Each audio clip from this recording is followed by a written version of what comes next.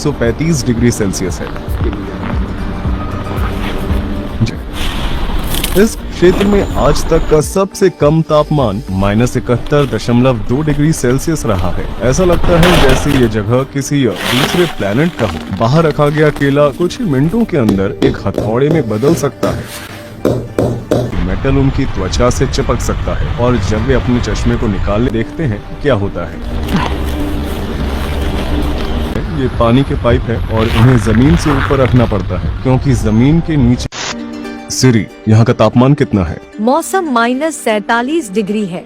Antarctica में हवा का तापमान -14.8 डिग्री फ़ारेनहाइट या -20 डिग्री सेल्सियस है और यहाँ पर -58 डिग्री फ़ारेनहाइट या -47 डिग्री सेल्सियस है।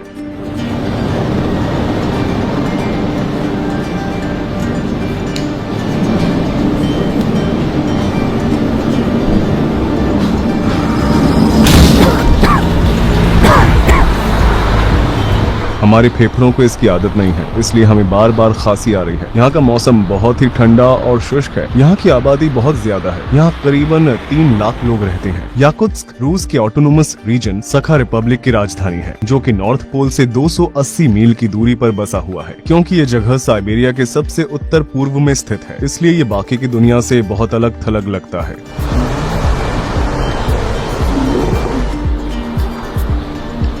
बाहर का तापमान लगभग -50 डिग्री सेल्सियस है। उबलते हुए पानी का तापमान -135 डिग्री सेल्सियस है।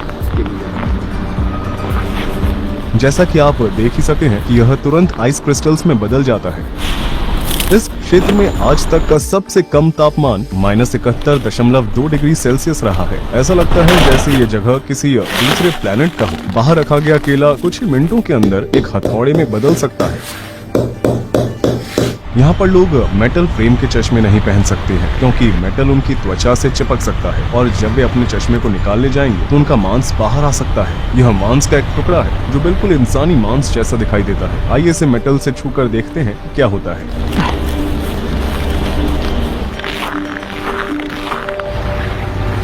जैसा कि आप देख सकते हैं ये पानी के पाइप है और इन्हें जमीन से ऊपर रखना पड़ता है क्योंकि जमीन के नीचे पूरी बर्फ जमी हुई है। बात यह है कि शहर के नीचे 100 फुट मोटी बर्फ की परत जमी हुई है। देखिए, ये नदी पूरी तरह से जम चुकी है।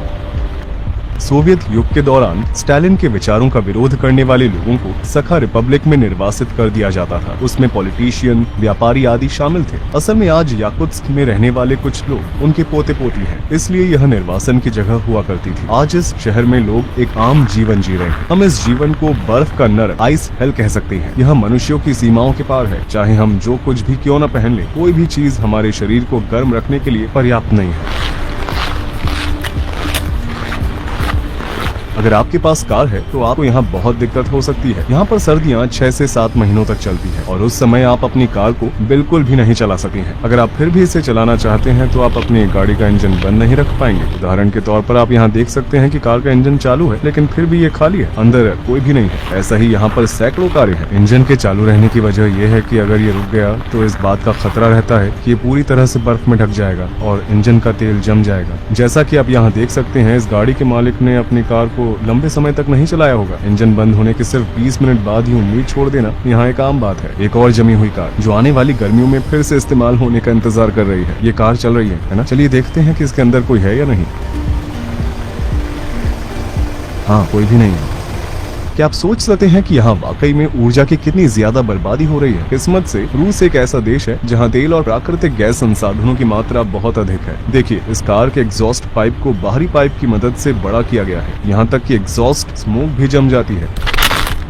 कार की सुरक्षा के लिए विशेष कवर्स भी बनाए गए हैं, लेकिन कभी कभी वो भी काफी नहीं होते और जो लोग ज्यादा पैसे खर्च करने की हैसियत रखते हैं वे अपनी गाड़ियों को हीट गैरेज में रखते हैं क्योंकि ये गाड़ियां लगातार चलती रहती है। इसलिए पूरे शहर में लगातार धुएं की एक परत बनी रहती है। धुंध की वजह से सामने कुछ दिखाई देने की सीमा अक्सर 60.96 मीटर से कम होती है। यहाँ पर बनाए गए घरों का आर्किटेक्चर बिल्कुल अलग है। जमीन के बर्फ से ढके होने और बर्फ के खिसकने की संभावना की वजह से बिल्डिंग्स को खंभों पर बनाया जाता है। पुराने घर जिनका निर्माण बहुत पहले किया गया था वे एक दशक के बाद झुकने लगते हैं क्योंकि बर्फ की मात्रा या तो बढ़ जाती है या कम हो जाती है। यह पेन और सुई की तरह लग रहा है। यहाँ अगर सबसे बुरा कुछ हो सकता है तो वो है फ्रॉस्ट बाइट। चलिए मान लेते हैं कि एक रेफ्रिजरेटर लगभग 4.4 डिग्री सेल्सियस पर काम करता है और फ्रीजर -20 डिग्री सेल्सियस पर काम करता है, तो हम बड़ी आसानी से कह सकते हैं कि यहाँ पर हर जगह एक बहुत ही हाईटेक फ्रीजर की तरह काम कर सकती है क्योंकि यहाँ का तापमान -50 डिग्री सेल्सियस है। इसलिए कुछ लोग अपने फलों या मांस को अपनी खिड़की के बाहर टांग कर स्टोर करते हैं। क्या मैं इस तौलिए से एक स्लेट बना सकता हूँ?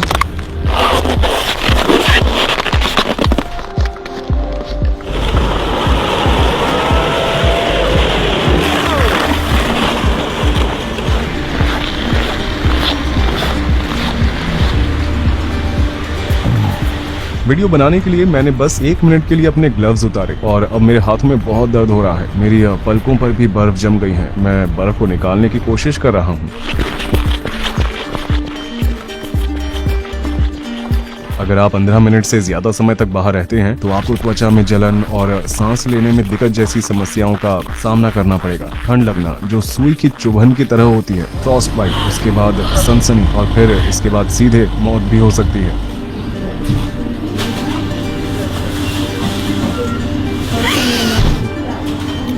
उसने बस 5 मिनट मेरा वीडियो शूट करने के लिए अपने ग्लव्स निकाले और तुरंत ही उसकी उंगलियां सफेद हो गईं। हमारा माइक्रोफोन रेड वार्निंग दे रहा है, ये ठीक से काम नहीं कर रहा है। कैमरा भी ठीक से काम नहीं कर रहा है। देखिए इसका कवर जम गया है। हमारे फोन भी ठीक से काम नहीं कर रहे हैं। कुछ मिनटों पहले उसके फोन की बैटरी लगभग 10% थी और फिर अचानक डेड हो गई, जबकि वास्तव में ये लगभग फुल थी। मेरे पीछे आप देख रहे हैं वो एक कब्रिस्तान है। मेरे जूतों के नीचे की बर्फ की थिकनेस लगभग 100 फुट है और ये बर्फ लगभग पूरे शहर के नीचे है, जो गर्मियों में भी नहीं पिघलती है। तो यहाँ लोग मुर्दों को कैसे दफनाते हैं? वे कोयले के टुकड़ों को इकट्ठा करते हैं और 2 से 3 दिन उन्हें जलाते हैं। एक बार जब कोयला जल जाता है तो बर्फ के टुकड़े पिघल जाते हैं और फावड़ियों का इस्तेमाल करके इसे आसानी से हटाया जा सकता है। आखिर में इस क्षेत्र की 6 से 7 फीट की गहराई तक खुदाई की जा सकती है। यहाँ तक कि 100 या 200 साल पहले मरे हुए व्यक्ति का शरीर आज भी बहुत ठोस पाया जा सकता है। दुनिया के कुल हीरो के भंडार का 20% याकुत्स्क में है। इसके अलावा यहाँ पीरियोडिक टेबल के भी सारे एलिमेंट्स हैं। याकूतिया क्षेत्रों के नीचे कई मैमथ और डायनासोर के फॉसिल्स हैं। इन इलाकों में जहाँ कभी मैमथ घूमा करते थे, आज भी बर्फ पिघलते ही उनका शरीर बिल्कुल पहले की तरह दिखाई देता है। यहाँ के लोग खेती बाड़ी नहीं कर सकते हैं, इसलिए यहाँ पर लोग मछली खाते हैं। इस बाजार की सबसे महत्वपूर्ण विशेषताओं में से एक ये है कि वे रेफ्रिजरेटर के बजाय पब्लिक स्टॉल्स में मछलियों को रखते हैं, क्योंकि बाहर का मौसम रेफ्रिजरेटर की तुलना में बहुत ठंडा होता है। बाहर रखा हुआ मांस का टुकड़ा यहाँ पर महीनों तक खराब नहीं होता। यहाँ दर्जनों जमे हुए खरगोश हैं। बतख के साथ साथ उन्हें भी बहुत खाया जाता है। यहाँ पर घोड़े का मांस मिलना भी बहुत आम बात है। ये लगभग 45 पाउंड की है। वे इस पूरी मछली को खरीदते हैं और बाहर रखकर इसे कई दिनों तक खाते हैं। ये भी सेल पर है। बेशक ये कभी खराब नहीं होता। इसके कान बिल्कुल भी हिल नहीं रहे हैं। आप यहाँ कितने घंटे काम करती हैं? Примерно вот 8 часа. वो कितने समय से ये काम कर रही हैं? Уже, наверное, лет. उन्होंने एक दूसरे के ऊपर कितने कपड़े पहने हैं? Вот кофта. И вот такие эти. И вот. वे ऐसे फरों पर खड़े होते हैं ताकि उन्हें जमीन से अपने पैरों पर आने वाली ठंड का एहसास न हो। याकूतियों, जिनकी आबादी सबसे ज्यादा है, वे मूल रूप से तुर्क हैं। इस आबादी का 38% मूल रूप से रूसी है।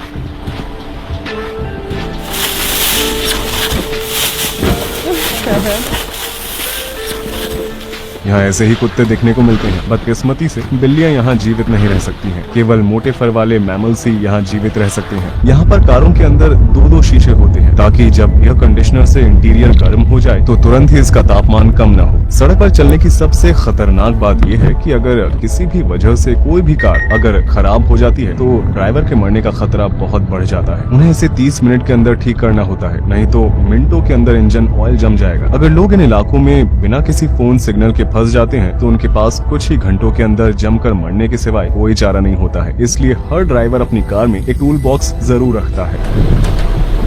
कुतों वाले स्लेट 7 गांवों की हमारी यात्रा पूरी हो चुकी है। परतों वाले स्लेट पर सवार होते समय हवा और ठंड के कारण मेरा एक कान पूरी तरह से सुन्न हो चुका था। दर्द बर्दाश्त के बाहर था। मारिया ने हमें अपने गांव के घर में बुलाया और अब हम इन रहस्यमय याकूतियों के बारे में और भी जानेंगे। कि आप देख सकते हैं ये लगभग मेरी उंगली जितना मोटा हो गया है। मेरे छूने पर भी मैं अपने कानों को महसूस नहीं कर पा रहा हूँ। ये सुन्न हो चुके हैं। मेरे दूसरे कान को देखो, ये बहुत पतला है। यहाँ पर पाए जाने वाले घोड़े सामान्य घोड़ों की तुलना में काफी छोटे होते हैं। उनका शरीर ही इस तरह का बना हुआ है। ये उन्हें गर्म रहने में मदद करता है। जितना कम सतही भाग उतनी कम परेशानी। उन्होंने हमें अपने कपड़े दिए और हमने उन्हें पहन लिया।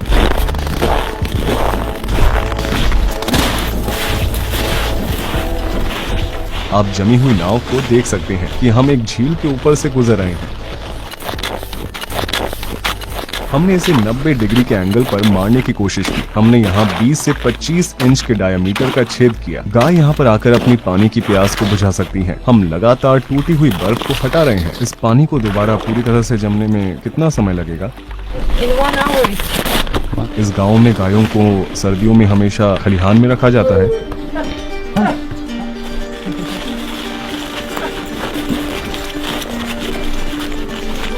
क्या उन्हें ठंड नहीं लगती? They do, of course. That's why they don't spend much time outside. ये मुझे क्या हुआ है? Your ear got frostbitten. If like it lasted longer, it will be very dangerous. उन्हें इसे काटना पड़ेगा, है ना? If they cannot save it, they can cut it because the cells are dead. For your ear, it's a traditional Yakut medicine, fat of bear. Beer?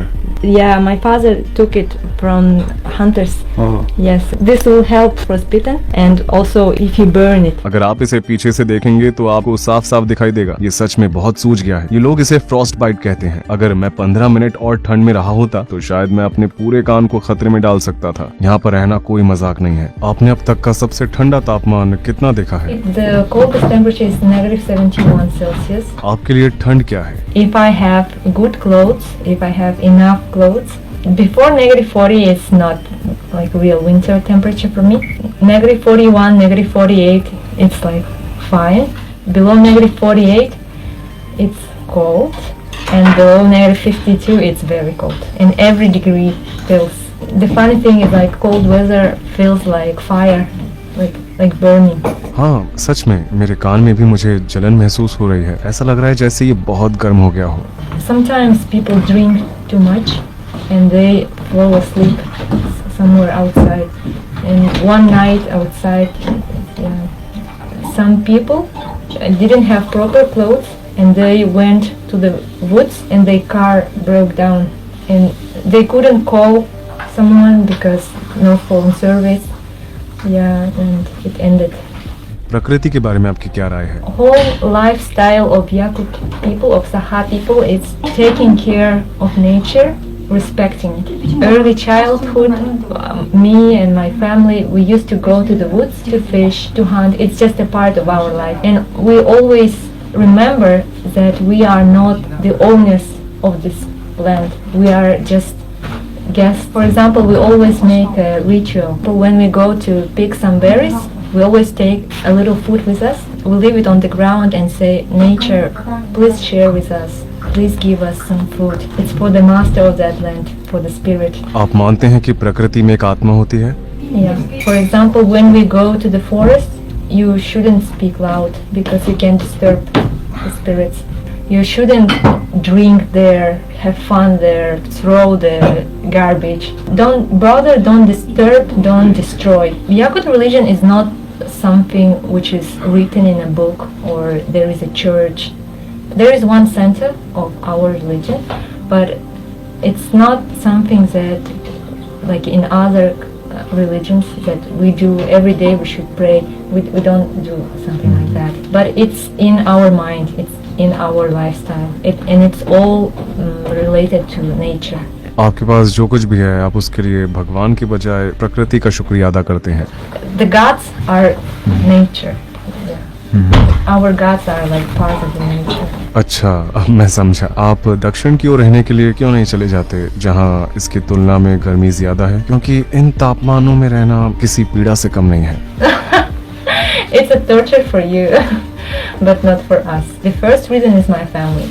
Like my family is here, and for me, the best is to be close to my parents, to my brothers. And secondly, I like the nature here. It's very pure. The ecology is very pure, and it's for me and for my future children. Breathing fresh air, it's very important. And third, because of our culture, I want to preserve our language, our traditions, and give them to the next generations. Yakutsk में गर्मियों का भी मौसम होता है। जुलाई में यहाँ का औसत तापमान लगभग 19 डिग्री सेल्सियस होता है। ग्लोबल वार्मिंग की वजह से बर्फ पिघल रही है और मैमथ के फॉसिल मिल रहे हैं, लेकिन इस वजह से हजारों सालों से छिपे हुए वायरस भी बाहर आ सके हैं, जिनसे आधुनिक मनुष्यों का कभी भी सामना नहीं हुआ है। अगर यूरोपीय लोग उत्तरी अमेरिका में बसने के लिए आए थे तो अनजाने में वे अपने साथ एक फ्लू भी लेकर आए थे, जिसकी वजह से ज्यादातर मूल अमेरिकियों को अपनी जानें गंवानी पड़ी और फिर उन्हें सदियों तक अलग थलग कर दिया गया था। फ्लू का हम पर कोई असर नहीं हुआ क्योंकि हमारा इम्यून सिस्टम बहुत मजबूत था। इसी तरह इन क्षेत्रों में बर्फ के पिघलने से जिन प्राचीन बीमारियों से हम सुरक्षित नहीं हैं और वो सामने आ सकती हैं और मानवता को ऐसे विनाशकारी परिणामों का सामना करना पड़ सकता है। हमारा वीडियो देखने के लिए धन्यवाद।